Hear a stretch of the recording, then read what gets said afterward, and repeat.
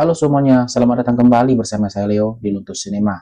Di video kali ini kita akan menceritakan sebuah film yang berjudul Film ini akan menceritakan Ambar, seorang imigran ilegal asal Meksiko, pindah ke Cleveland, Ohio setelah kematian ibunya. Tanpa dokumen resmi dan pekerjaan tetap, ia menyewa kamar di sebuah apartemen tua yang dikelola oleh Red. Setelah menetap, Ambar mulai mengalami kejadian aneh, penampakan hantu, suara-suara misterius, dan mimpi buruk yang mengganggu. Ia menyadari bahwa rumah tersebut menyimpan rahasia kelam yang melibatkan ritual pengorbanan, entitas supernatural yang berasal dari mitologi Aztec. Ambar harus menghadapi teror, terus sambil berjuang untuk bertahan hidup di lingkungan yang tidak ramah bagi imigran ilegal. Apakah Ambar bisa mengatasi hal-hal aneh ini? Dan mari kita mulai ceritanya. Di awal film, kita langsung dibawa suasana asing dan penuh tanda tanya. Sebuah pesawat terbang dengan membawa para ilmuwan menuju wilayah terpencil di pedalaman Meksiko. Tim ekspedisi mulai menggali di salah satu area sebagai situs arkeologi kuno. Tapi apa yang mereka temukan jauh dari yang mereka perkirakan. Puluhan merangkap manusia, semuanya tanpa kepala, terkubur rapi berjajar, seolah pernah menjadi bagian dari ritual besar-besaran yang mengerikan. Namun, yang paling mengganggu bukanlah tulang menulang itu, melainkan sebuah peti batu yang mereka temukan terkubur di dalam tanah, tertutup rapat dengan ukiran simbol-simbol asing di setiap sisinya. Saat peti itu diangkat perlahan ke permukaan, sesuatu yang tak terduga terjadi. Kupu-kupu tiba-tiba muncul entah dari mana, terbang mengelilingi peti itu, seperti sedang menyambut sesuatu. Kemudian, kita akan diperlihatkan seorang wanita muda bernama Simona, tampak sedang berbicara di telepon. Ia sedang menghubungi ayahnya, menanyakan kabar, mungkin segera melepas rindu. Mona juga bercerita jika dirinya sering mengalami mimpi cukup aneh.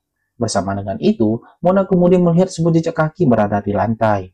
Tak lama kemudian, tiba-tiba saja lampu mati dan panggilan telepon pun ikut terputus. Secara bersamaan, jejak kaki yang dilihat tadi secara perlahan ikut menghilang. Di tengah kegelapan, Simona mendengar suara aneh dari arah dapur. Setelah diperiksa, ia tidak melihat ada siapa-siapa di sana. Tapi saat ia mengalihkan pandangan ke sisi ruangan lain, seekor kupu-kupu muncul, terbang lambat, seperti tertarik oleh sesuatu. Simona terdiam sejenak, namun saat ia kembali menoleh ke arah dapur, tiba-tiba saja ada sebuah peti batu, tua dan memiliki simbol aneh. Peti tidak ada di sana sebelumnya, dan terlihat sesuatu di dalamnya sedang bersiap untuk keluar. Simona tidak sadar, sebuah sosok gelap muncul dari belakangnya, hampir tak terlihat, hanya dengan bayangan dengan wajah samar. Ia tetap menatap peti itu, tak berkedip. Lalu, sebuah tangan cepat dan kasar, tangan itu menariknya dari belakang, dan dalam sekejap, Simona diseret menghilang ke dalam lorong, dengan jeritan melengking yang menggema ke seluruh ruangan apartemen itu. Di tempat lain, sebuah truk berhenti di kawasan industri yang sepi, dan dari dalam muncul beberapa imigran gelap, turun satu persatu. Di antara mereka, ada seorang wanita muda, namanya Ambar. Ia tidak berbicara kepada siapapun. Begitu kakinya menyentuh tanah, Ambar langsung berjalan menjauh dari truk, seolah tahu betul kemana harus pergi. Sudah 2 minggu berlalu, Ambar dimintai identitasnya oleh petugas motel di mana ia menginap. Hari itu di tempat kerjanya, pandangannya tertumbuk pada sebuah lembaran yang menempel di papan pengumuman, yang dimana ia melihat sebuah iklan apartemen khusus wanita yang cukup murah. Begitu selesai bekerja, Ambar tidak membuang waktu. Ia langsung menuju alamat yang tertera di iklan itu. Sesampainya di alamat yang tertera, Ambar bertemu sang Rek, pemilik apartemen. Red menjelaskan jika apartemen ini khusus wanita saja dan dilarang ada tamu setelah pukul 9 malam. Di sana, Ambar juga melihat Freya, satu-satu tetangganya, yang Red katakan punya hambatan komunikasi dalam bahasa Inggris. Malam itu, Ambar yang sedang mendengar rekaman suara ibunya. Tiba-tiba saja, sebuah suara lain terdengar. Tangisan seorang wanita terdengar dari lantai bawah. Kemudian, ia memeriksanya dan mengintip dari sebuah lubang saluran. Di sana, ia melihat Freya tetangganya yang sedang menangis. Singkat cerita, saat Ambar sedang melihat foto bersama ibunya, yang dimana membuat dia mengingat seketika ia berada di rumah sakit. Dan ibunya meminta agar Ambar untuk tinggal bersamanya.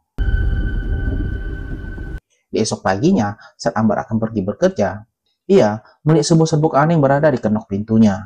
Namun, Ambar yang tidak terlalu memikirkannya dan langsung segera pergi. Saat berada di bawah, Ambar kemudian berpapasan dengan Freya. Di sini, Ambar mencoba untuk memperkenalkan diri.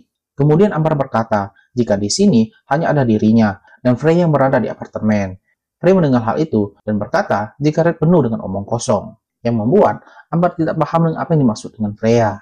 Di tempat kerjanya, Ambar harus mendapat masalah dengan bosnya. Saat sebelum pulang, Ambar melihat temannya Kinji dan mengatakan kartu identitas yang dipesan Ambar sebelumnya naik dari harga awal. Ambar yang mendengar hal itu sudah sangat kecewa dan seperti enggan menerimanya. Di malam harinya, Ambar pergi ke rumah sepupunya yang bernama Beto. Di sana, Beto menawarkan sebuah pekerjaan. Namun, ia juga mengingatkan Ambar untuk membawa kartu identitasnya. Di sana, Ambar juga diberi sebuah mantel tua milik Sylvia istri Beto. Bella tidak menyukainya. Di saat Ambar sampai di apartemennya, ia mendengar suara dari sebuah ruangan bawah tanah yang telah digembok.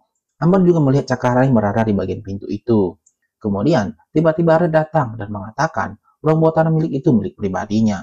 Namun, saat Ambar meminta uang depositnya dikembalikan, tapi Red menolaknya dan beralasan sudah membelanjakan semuanya. Di dalam kamar, saat Ambar sedang menghitung uangnya, dan secara bersamaan dengan itu, ia mendengar suara tangisan.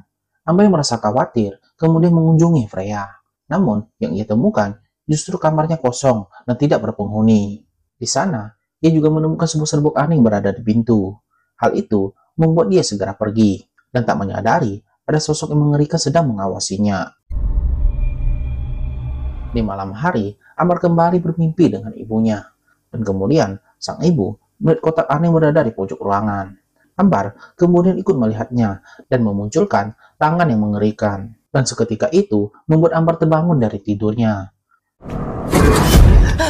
Singkat cerita, di esok paginya, Ambar datang lebih awal ke tempat kerjanya. Ia meminta gaji yang dibayar lebih awal kepada bosnya. Sang bos yang tidak puas dengan pekerjaan Ambar langsung menolak permintaan itu. Alih-alih membantu, bosnya malah memindahkan Ambar ke bagian pengemasan barang. Di tempat pengemasan, saat Ambar melakukan pekerjaannya, ia dikagetkan dengan kemunculan sebuah tangan yang berada di pundaknya. Dan bersamaan dengan itu, ibunya terus memanggil namanya, yang entah berasal dari mana. Di malam harinya, Ambar pergi minum-minum bersama Kinji. Ia bercerita kenapa dirinya membutuhkan kartu identitasnya dengan cepat. Kinji yang melihat temannya sangat frustasi dan akhirnya menawarkan bantuan. Kinji berkata jika dirinya akan membantu kekurangannya. Ambar yang mendengar hal itu tentu sangat senang dan memberikan uangnya untuk membuat kartu identitas tersebut. Di saat perjalanan pulang, Ambar melewati jalan yang sepi. Tanpa disadari, lampu yang berada di belakangnya mulai padam satu persatu. Perlahan, seolah sesuatu yang mengikutinya. Dan saat Ambar merasa ada keanehan, saat menoleh ke belakang, matanya tertuju ke atas. Salah satu lampu jalan masih menyala. Di sana, ia menemukan seekor kupu-kupu yang berada di lampu tersebut. Ambar menatap sejenak, lalu melangkah pergi. Tak ingin tahu lebih banyak. Tapi saat ia menjauh, lampu yang tadinya padam perlahan menyala kembali dan memperlihatkan sosok ibunya. Singkat cerita, saat Ambar sampai di apartemennya, tanpa sengaja ia melihat seorang pria yang dia tak kenal. Terlihat pria itu sedang membetulkan kepalanya di pintu ruang bawah tanah. Pria itu juga terus mengatakan kata yang Ambar sendiri tidak mengerti. Ambar tidak menghiraukannya dan langsung menuju ke atas. Saat berada di kamar, Ambar mendengar seseorang menghampiri pintunya dan menyalakan lampu. Ambar terus mengawasi orang itu yang menggunakan kata-kata aneh di depan pintunya. Di luar, pria asing itu meninggalkan tanda dengan serbuk aneh tepat di pintunya Ambar dan lalu pergi begitu saja. Di saat malam hari, Ambar ke dapur dan menemukan dua orang wanita yang bernama Maria dan Petra yang menjadi tetangga barunya. Saat mereka berbincang, Red datang dan membawa Maria dan Petra ke kamarnya. Di situ, Ambar menanyakan perihal seorang pria yang ia lihat sebelumnya. Di situ Red menjawab jika itu adalah kakak laki-lakinya yang bernama Becker. Malam itu, saat Ambar sedang membuat minuman, ia pergi ke arah tangga. Di sana, ia melihat kamar pribadi Red terbuka, yang membuat ia penasaran mencoba memeriksanya. Di dalam ruangan itu, Ambar menemukan sebuah rekaman, yang dimana isinya sebuah mantra ritual pengorbanan. Ambar juga menemukan buku pengorbanan manusia. Di sana, ia juga menemukan sebuah foto orang dengan kotak peti, yang sering muncul di mimpinya. Pagi harinya, saat Ambar pergi ke tempat kerja yang ditawarkan Beto, namun saat Ambar menelpon Kinji dan meminta kartu identitasnya, ternyata Kinji tidak bisa dihubungi. Hari itu, Ambar kembali ke tempat kerjanya dan menanyakan tentang keberadaan Kinji dengan bosnya. Namun ia mendapatkan kabar jika Kinji sudah berhenti dari pekerjaannya. Mendengar hal itu, Ambar sempat marah dan sempat berkata kasar kepada bosnya. dan hal itu membuat bosnya memecatnya. Ambar terus menghubungi Kinzie dan tidak dapat jawaban apapun. Di malam harinya, saat Ambar sedang membersihkan diri, ia mendengar suara teriakan dari lubang pembuangan air. Namun, saat Ambar ingin memeriksanya, dia melihat bayangan Freza yang terdapat di balik tirai. Ketika Ambar membuka tirai itu, seketika bayangan Frey juga ikut menghilang. Ambar pun keluar dari kamar mandi dengan tergesa-gesa, tanpa sengaja menabrak Red yang sedang berjalan. Saat Ambar bertanya tentang keberadaan Freya, Red menjawab jika Freya sudah pergi dari beberapa hari lalu. Red juga berkata jika ia akan mengembalikan uang depositnya esok hari. Mendengar hal itu, Ambar menyetujuinya dan kemudian pergi meninggalkan Red yang menatapnya dengan sangat aneh. Singkat cerita, di tengah malam, pintu menuju ke ruang bawah tanah sudah terbuka. Kemudian, terlihat seekor kupu terbang menuju ke lantai atas. Sementara Ambar yang berada di kamarnya kembali mendengar suara rekaman suara ibunya. Tidak lama setelah itu, muncul seekor kupu-kupu dan Ambar yang merasa terganggu lalu membunuhnya.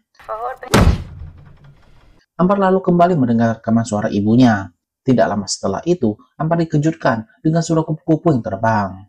Lalu, ia mengikutinya hingga menemukan ibunya yang memanggil namanya. Ambar yang kaget pun terbangun dari tidurnya. Kemudian, Ambar melihat pintu kamarnya yang sudah terbuka. Di saat itu, Ambar mendengar suara tangisan, kemudian memeriksanya. Di situ, ia melihat jejak kaki yang mengarah ke arah dirinya, diikuti dengan suara tangisan. Ternyata, di sini Ambar melihat kejadian di masa lalu, di mana Mary harus mengorbankan seseorang untuk ritualnya. Jika itu tidak dilakukan, maka Arthur akan menyakiti mereka.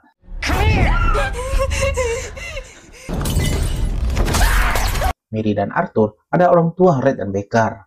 Kejadian itu terus sampai di lantai bawah. Sampai akhirnya, Ambar melihat seorang wanita yang meminta ampun kepada Mary. Ambar terus memperhatikannya, dan tiba-tiba saja ada sebuah tangan yang menyeret wanita itu ke ruang bawah tanah. Ambar yang kaget dengan kejadian itu pun memutuskan pergi dari apartemen tersebut, hingga Ambar menelpon Beto untuk menjemputnya. Beto kemudian mengatakan jika ia tidak bisa menjemputnya sekarang. Itu karena Beto sedang berada di luar kota bersama keluarganya. Ambar kemudian ke kamar Red, bermaksud menanyakan uang depositnya. Namun yang di sana justru Becker dan tidak mengatakan apa-apa. Singkat cerita, Ambar pergi dari apartemen tersebut dan terus mencari penginapan di kota itu. Dan karena tidak memiliki uang dan pekerjaan, ia sangat kesulitan. Beberapa saat kemudian, saat Ambar menaiki kereta yang lumayan ramai, namun saat melewati terowongan, tiba-tiba saja hanya ada Ambar di kereta itu. Kemudian, saat Ambar melihat salah satu kursi, ia melihat ibunya berpakaian rumah sakit. Namun, saat Ambar melihat ke arah lain, ia melihat sebuah kotak peti yang sudah terbuka. Dari kotak itu muncul sesuatu. Namun, itu semua hanya mimpinya. Ambar kemudian menelpon Red, dan tidak lama setelah itu, dia datang menghampirinya. Ambar yang bermaksud minta uang depositnya kembali, namun Red terlalu terburu-buru dan meninggalkannya di rumah.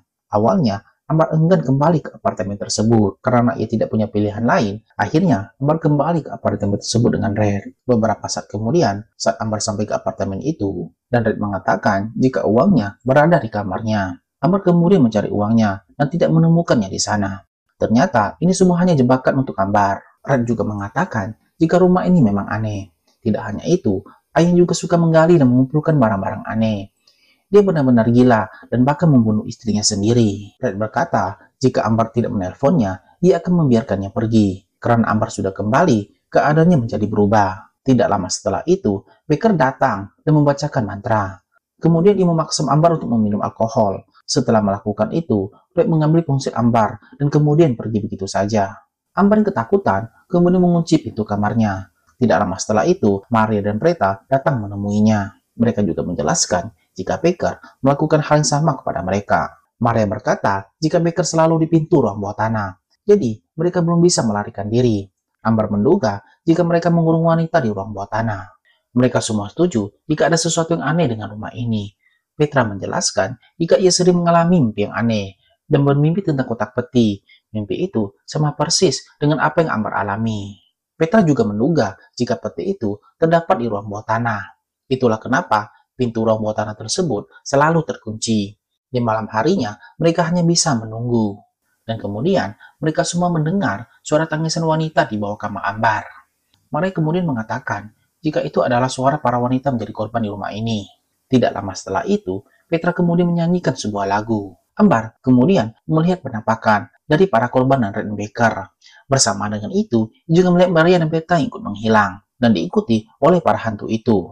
Dan kemudian, Ambar melihat ibunya yang mengatakan untuk tinggal lebih lama lagi. Sampai seketika, Ambar dibangunkan oleh Petra. Ambar yang terbangun dari tidurnya sudah melihat Petra diseret oleh Baker. Mereka sempat melawan. Namun, badai besar seperti Baker jelas bukan tandingannya. Ambar sempat ingin melarikan diri, tapi ia berhasil dihentikan oleh Baker. Tiba-tiba saja, belnya berbunyi dan mengunci Ambar di kamar. Saat Red membuka pintu itu dan melihat Beto yang menanyakan keberadaan Ambar, Red berbohong jika ia tidak mengenal nama tersebut. Beto pun merasa curiga dan terus memaksa untuk masuk. Namun, hal itu selalu dihentikan oleh Red dan terus memaksanya untuk pergi dari sana. Di atas, Ambar itu kunci, kemudian memecahkan kaca jendela. Beto yang melihat itu, kemudian melawan Red dan berlari ke arah kamar di mana Ambar terkunci. Namun, saat Beto sampai di kamar Ambar, Beto diserang oleh Baker hingga meninggal dunia, membuat Ambar sangat ketakutan dan kecewa. Singkat cerita, Ambar disekap di sebuah ruangan. Tidak lama setelah itu, Baker datang dan membawa Maria ke ruang bawah tanah. Ketika saat Red melumuri bubuk ke semua tubuh Ambar, Ambar membujuk Red untuk meninggalkan rumah terkutuk ini. Red hanya mengatakan jika ini semua dilakukan demi kakaknya yaitu Baker yang sedang sakit. Ia juga berkata hanya perlu melakukan beberapa ritual lagi. Setelah itu, mereka akan menghentikan semua ini. Tidak lama setelah itu, Baker kembali dengan tangan yang terluka. Dan ajaibnya, tangannya sembuh sendiri dalam sekejap saja. Ambar yang melihatnya hanya bisa terdiam. Hingga Baker mengusapkan bubuk dan juga darah di mukanya. Ambar kemudian dibawa oleh Baker ke ruangan bawah tanah. Ambar juga melihat semua sosok para wanita yang telah menjadi korban sebelum dirinya. Saat sampai di ruang bawah tanah, Ambar yang ketakutan saat melihat tubuh Maria yang sudah kaku. Lalu, diseret oleh Baker ke ruangan lain. Ambar terus berusaha melarikan diri, namun tiba-tiba saja banyak kupu-kupu yang berterbangan, seolah-olah menyambut kedatangannya. Saat Ambar berusaha melepaskan diri, tiba-tiba Beto datang dan membantunya untuk melarikan diri dan melewati ruangan mayat tanpa kepala. Di sana, suasananya menjadi sangat berbeda. Ambar melihat tempat tidur ibunya. Pada saat menobrak pintu itu bersama dengan Beto, setelah pintu itu berhasil dibuka, tiba-tiba Beto sudah tidak ada berada di sana. Di tempat itu, Ambar melihat jika dirinya sedang berada di rumah sakit bersama dengan ibunya. Namun, di sini Ambar merasa sedikit aneh, seolah dirinya masih berada di tempat persembahan. Kemudian ibunya meminta Ambar untuk tinggal di sini bersamanya. Ambar yang sudah merasakan terus keanehan ini, jelas menolak permintaan ibunya.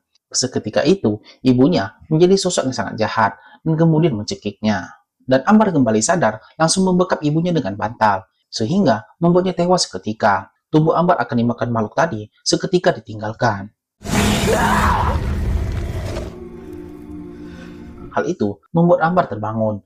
Tidak lama setelah itu, Ambar melihat isi kotak peti tersebut dan melihat sebuah kerangka manusia dan kemudian menutupnya dengan rapat. Ambar yang sedang berjalan keluar mendengar teriakan dari Petra. Ia kemudian mengambil senjata di ruangan pribadi Red yang terbuka. Saat Ambar menyusuri tangga dan ia melihat mayat Beto yang sudah tergeletak. Dan hal itu membuatnya semakin marah. Saat Baker merasa ada keanehan dan meminta Red untuk memeriksanya. Dan berakhir, Ambar menyerangnya. Baker yang melihat keributan itu kemudian meninggalkan Petra dan melawan Ambar. Sehingga Baker berhasil mematahkan kakinya. Namun, saat Baker akan menghabisi Ambar, Petra kembali untuk menghalangi. Kemudian mencoba kabur, namun ditangkap oleh Baker. Yang kemudian dilemparkan ke dasar apartemen. Ambar kembali diseret oleh Baker mencoba mengambil serpihan senjata. Di sana, Ambar memanfaatkan kesempatan untuk menyerang Baker, kemudian memukulnya hingga tewas seketika. Ambar yang terbebas, kemudian melihat mayat Beto dan Petra yang sudah di lantai bawah. Setelah itu, ia mendengar suara Red yang masih hidup. Dengan keadaan terpincang-pincang, Ambar membawa Red ke tempat persembahan untuk dijadikan pengorbanan. Red memohon kepada Ambar, dan ia melihat Red dimakan oleh sosok yang sangat aneh. Ambar kemudian keluar dan mengunci pintu ruang bawah tanah tersebut. Saat keluar berjalan dengan keadaan pincang, Ambar melihat sosok Red yang sedang berdiri di suatu ruangan. Namun sebelum keluar, luka Ambar sembuh dengan sendirinya. Bahkan kaki yang patah sudah bisa berjalan normal kembali. Dan Ambar menyadari jika ini adalah akibat dari ritual yang ia lakukan. Lantas, ia melihat kupu-kupu yang di jarinya. Dan film pun selesai. Pada akhirnya, Ambar berhasil keluar dari rumah itu, bukan lagi sebagai perempuan yang sama. Ia datang sebagai korban, terjebak dalam sistem, diburu mimpi buruk, dan dikhianati oleh dunia tak memberinya tempat. Luka-lukanya sembuh, tenaganya pulih, seolah ada sesuatu yang mengalir dalam tubuhnya, sesuatu yang bukan milik manusia. Yang menjadi pertanyaan, kalau tidak ada yang bisa keluar hidup-hidup dari rumah itu, apakah Ambar benar-benar masih hidup? Atau dia sudah jadi bagian kegelapan itu sendiri? Semoga kalian terhibur dengan alur cerita yang saya sampaikan. Mohon maaf jika ada kesalahan dalam penyampaiannya dan penyebutan nama, dan sampai jumpa di video berikutnya.